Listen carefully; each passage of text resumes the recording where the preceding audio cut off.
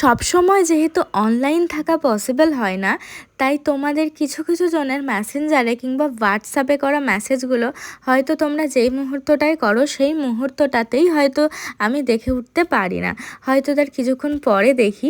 তো তোমাদের যাদের আর্জেন্ট অর্ডারে দেওয়ার থাকে, তো তোমরা কিন্তু সেই ক্ষেত্রে আমাকে ডাইরেক্ট একদম কল করে নিতে পারো। আমার প্রোফাইলের একদম প্রথমেই দেখবে আমার কন্ট্যাক্ট নাম্বার দেওয়া আছে।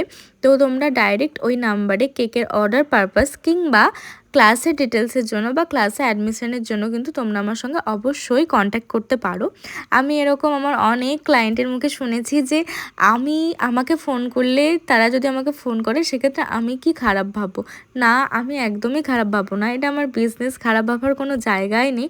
তোমরা আমাকে কল করবে, এটা ভীষণই স্বাভাবিক একটা ব্যাপার। তবে নাম্বার প্রোভাইড করার কারণে হয়তো অনেক আননোন নাম্বার থেকে ফোন আসে, সেগুলো আমাকে ফেস করতে হয়।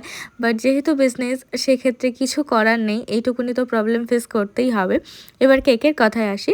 কেকটা কিন্তু আমার একজন নতুন ক্লায়েন্টের কেকের অর্ডার ছিল, বাট ডিজাইনটা কিন্তু ছিল রিপিটেড ডিজাইন।